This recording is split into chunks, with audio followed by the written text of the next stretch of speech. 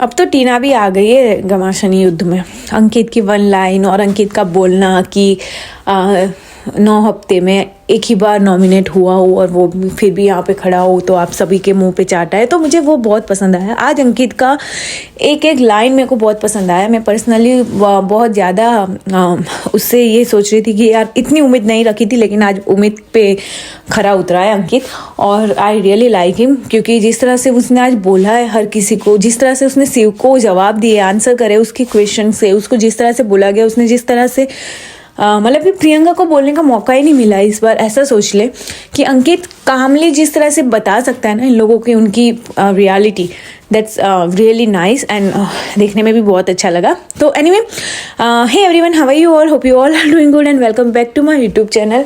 अभी तक आपने मेरी चैनल को सब्सक्राइब ना किया तो प्लीज़ डू सब्सक्राइब और वीडियो फुल वॉच करना और अच्छा लगे तो लाइक भी कर देना। Thank you so much. तो आज का एपिसोड बहुत ही मस्त था, बहुत ही धमाकेदार, बहुत ही अच्छा था और इतना मैंने एक्साइटमेंट में देखा ना। फर्स्ट जो पोर्शन में बताऊंगी जहाँ पे टीना शालीन की लव स्टोरी का, ये साजिद जो लव गुरु बनते फिरते हैं और कभी शालीन के कभी टीना के मैसेंजर का काम करते हैं। It's okay. पता नहीं क्यों साजिद अपनी जो पर्सनालिटी है खुद को प्रूव करने के चक्कर में ना, खुद एक मतलब बहुत ज़्यादा अच्छे इंसान बनने के चक्कर में ना बहुत कुछ पीछे छोड़ आ रहे हैं कहीं ना कहीं, मुझे ऐसा लग रहा है इस वाली गेम में। और एनीवे, ये उनकी अपनी खुद की पर्सनालिटी शायद ये बनाना चाहते, इस तरह से दिखाना चाहते टेलीविज़न पे, क्योंकि नेशन वाले सब देख रहे हैं तो उनको ये भी होना चाहिए कि साजिद खान जिसका हमने सुना है वैसा तो नहीं है बंदा। बहुत ज़्यादा केयरिंग, बहुत ज़्यादा अच्छा बनना भी बहुत बुरा होता है। मैं बस ये चाहती हूँ कि रियलिटी पे आ जाओ थोड़ा। जो बीच में अर्चना के साथ हुआ वो और अभी में जो हो रहा है वो बहुत लंबा फ़र्क है, तो उसको थोड़ा सॉर्ट करना ज़रूरी है। बात करते हैं, आज प्रियंका अंकित का पैचअप हो गया और बहुत ही अच्छा लगा ये मोमेंट। पता नहीं क्यों बहुत अच्छा लगता है जब भी वो लोग साथ में होते हैं। प्रियंका कुछ ज़्यादा चार्जअप हो जाती है बहुत सारी चीज़ें। कल मैंने शालीन का बोला था कि शालीन इंग्लिश पे बात की जा रहा था, इमोशंस अपने वहीं पे वो जाहिर कर सकता है कि मैं इंग्लिश में ही बता सकता हूँ।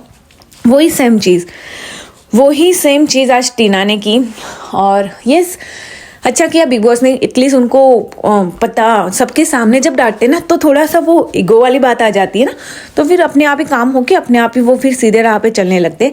ये क्या होता है, पर्सनली बोला जाता है जब पाउडर रूम में बैठे तो सिर्फ पाउडर रूम का ही होता है, तो फिर उनको ऐसा लगता है कि प्लीज़ बिग बॉस थोड़ा आहिस्ता करे, प्लीज़ बिग बॉस मेरी फीलिंग्स में इसी तरह से बता सकती हूँ।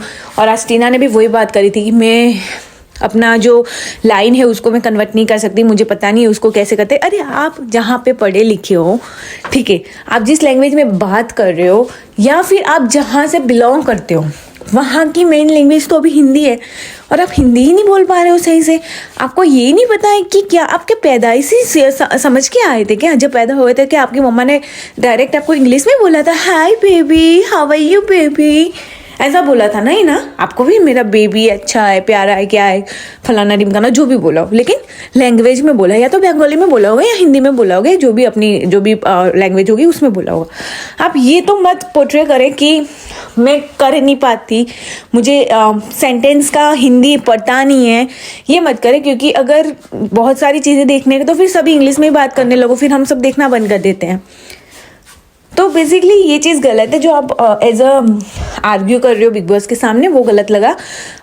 इसके आपको सुनना तो पड़ेगा ही पड़ेगा, ऑब्वियसली ये तो बनता ही। इसके मुझे लगा था इस चीज़ को बढ़ा चढ़ा के जो निमृत है उसको दंड भी देने के बाद बोल सकती थी, बहुत कुछ हो सकता था, लेकिन कुछ नहीं हुआ ऐसा।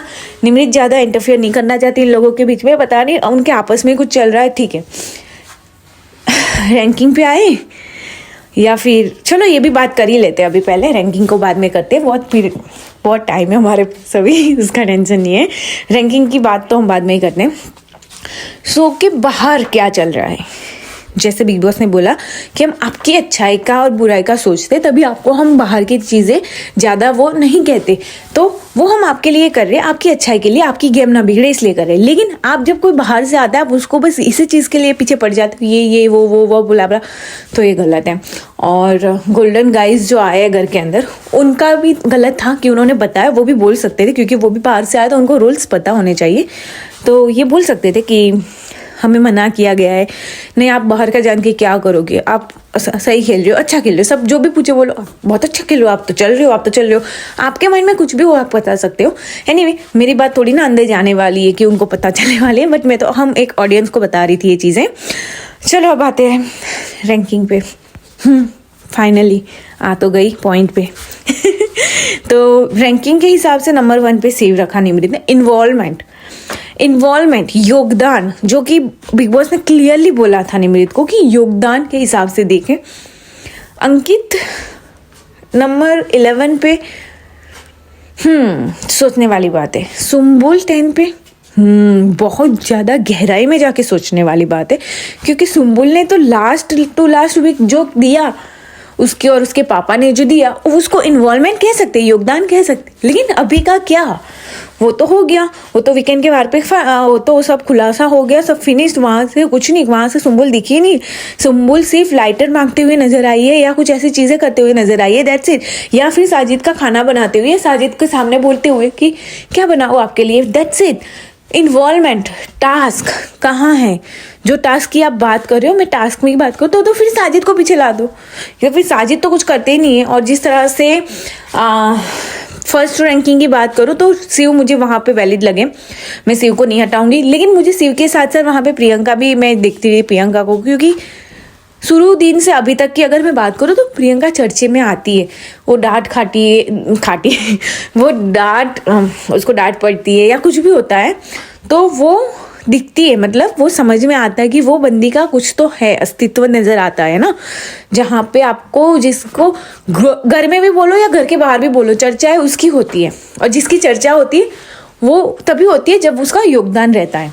तो मुझे ऐसा लगता है personally, my choice is like कि फर्स्ट पे मैं शिव या प्रियंका दोनों में से दोनों रहते तो भी चलता, और या तो फिर फर्स्ट पे शिव फिर प्रियंका फिर अर्चना होती, तो मैं इस बात पे एग्री करती। अब्दू मुझे 4th पे दिखता है, अब्दू 4th पे तो नहीं दिखता फिलहाल के लिए दिखता है, क्योंकि कभी कभी उसके जो वो वाले इन्वॉल्वमेंट नहीं बोल रही जिसकी गेम को लेके होते, लेकिन पर्सनालिटी के हिसाब से अगर देखा जाए, क्योंकि ये शो भी तो एक पर्सनालिटी के दौर पे ही चलता है ना, तो उस हिसाब से देखा जाए तो he is being a very good, like वो बहुत अच्छा बंदा है। और मैं मतलब कि क्या बोल रही थी मैं भूल गई वो बहुत अच्छा बंदा है, एक अच्छा ह्यूमन बीइंग है, यस।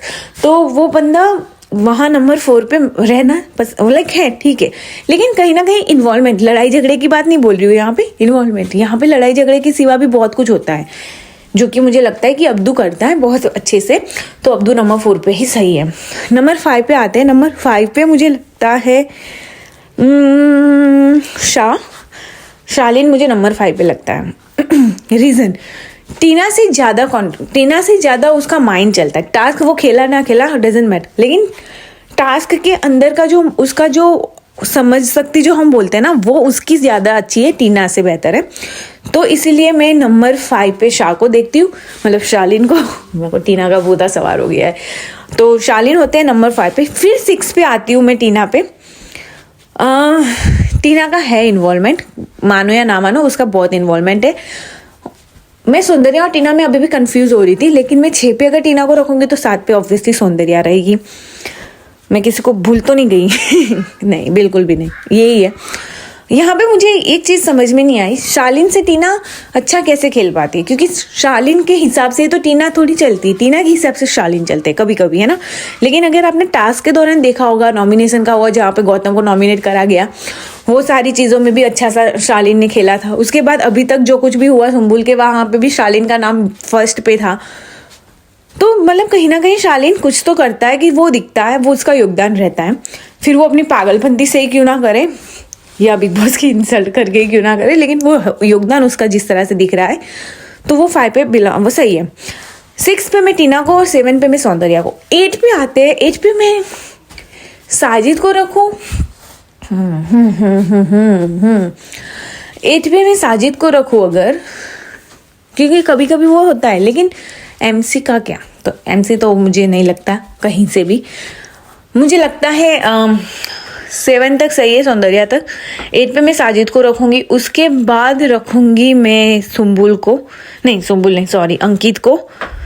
और उसके बाद क्योंकि अंकित कैसे, मैं आपको ये भी बताती हूँ अंकित का इन्वॉल्वमेंट कैसे, तो प्रियंका के साथ झगड़ा हो, कुछ भी हो, या फिर वन लाइनर की बात करें, मतलब कि किसी को कुछ टॉन्ट भी देना हो तो अंकित बता दिखता है वो बंदा वहाँ पे। तो इस हिसाब से मैं उसको 8 पे, 9 पे मैं जाऊँगी MC के साथ और 10 पे जाऊँगी मैं इसके साथ। कोई रह गया क्या?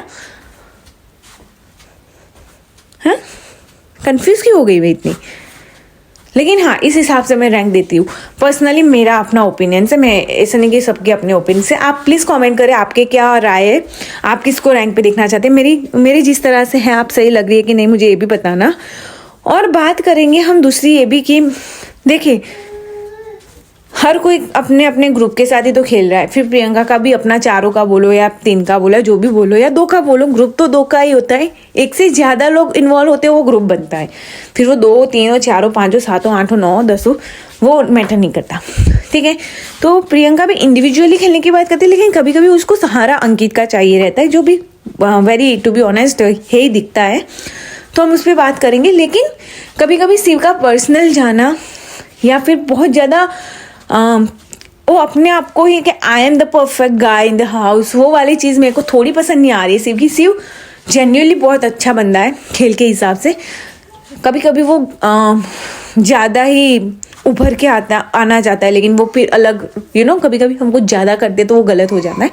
बस ये चीज़ शिव से आज होती नज़र आ रही थी, लेकिन फिर उसने काम होके समझ के चुप हो गया। और निमृत की बेवकूफ़ी सौंदर्या को नंबर 2 पे रखने की, हेड्स ऑफ यू निमृत।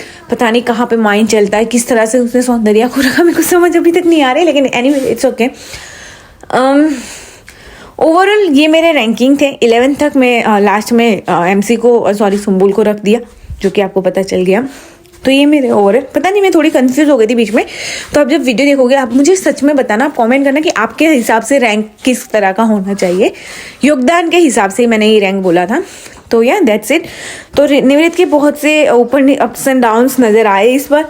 और आने वाले एपिसोड में जिस तरह से प्रोमो दिखाया गया है कि सुम्बुल को कैप्टन बनना है, आई डोंट नो व्हाई उसको कैप्टन बनना है, क्योंकि मुझे नहीं लगता कि वो कैप्टन बनने के है फिलहाल के लिए, क्योंकि उसका अपना कोई एक पॉइंट ऑफ व्यू सही नहीं नज़र आया अभी तक। फिलहाल के लिए उसका अपना पर्सनल ही मैटर चलता नज़र आया है। और अब वो जाके खुलना चाहती है तो उसको मौका मिलना चाहिए, खुलने के लिए मौका ऑब्वियसली मिलना चाहिए। लेकिन इस तरह से मौका नहीं मिलना चाहिए कि भाई आओ और मैं बस सेफ होना चाहती हूँ, बस मुझे कैप्टन बनना ही नहीं, इसलिए नहीं। हर कोई कैप्टन इसी वजह से बनना पहले प्रीफर करता है, लेकिन मैं चाहती हूँ कि सुम्बुल को पर्सनालिटी के हिसाब से बाहर आना चाहिए, अपने आप को क्लियर बोलने के लिए। मैं चाहती हूँ कि एक मौका, प्लीज़ एक मौका बिग बॉस ना प्रियंका को दे, प्रियंका को कैप्टनसी दे। मैं चाहती हूँ उसकी कैप्टनसी किस तरह से वो हैंडल करती है। और मंडली का और राशन का तो मैंने स्टार्टिंग में ही बोल दिया है। अंकित की तारीफ भी मैंने बहुत अच्छे से कर ली है। तो ओवरऑल बहुत अच्छा था, सबसे बेस्ट था। और सनी और बंटी का इतना इन्वॉल्वमेंट ऑब्वियसली नहीं दिखेगा, क्योंकि फर्स्ट 2 दिन में तो क्या ही वो कर लेंगे। टास्क आने वाला है मज़ेदार वाला, तो या बहुत एक्साइटेड हूँ वो भी देखने के लिए। बहुत अच्छी जा रही है सीज़न और TRP भी बहुत अच्छी आ रही है, लोगों को पसंद बहुत अच्छा आ रहा है। और क्यूरियोसिटी जो होती है ना, क्यूरियोसिटी वो बढ़ती जा रही है हर एक चीज़ को लेके आगे आगे जाते जाते। तो या बट मैंने अपने रैंकिंग पॉइंट्स जो मुझे सही लगे मैंने आपको बताए। अब आप उसमें से करेक्शन करो और प्लीज़ डू कमेंट कीजिए मेरे रैंकिंग को थोड़ा सा करेक्शन करते हुए मुझे बताएं कि मैंने कहाँ पे गलती की है, क्योंकि ऑब्वियसली मेरे से भी गलती होगी। मैं ये नहीं बोलूँगी कि पर्सनल चॉइस पे, मैंने बहुत ही न्यूट्रल होके देखा था और तब जाके ये रैंकिंग की थी। तो आप प्लीज़ मुझे कमेंट करें, बताएं कि आपको क्या लगता है। और होपफुली वीडियो अच्छा लगा होगा आपको। अगर अच्छा लगा है तो प्लीज़ लाइक कर देना, सब्सक्राइब करो मेरे चैनल को और शेयर करना मत भूलना। फिर मिलेंगे एक नए वीडियो के साथ, तब तक के लिए बाय।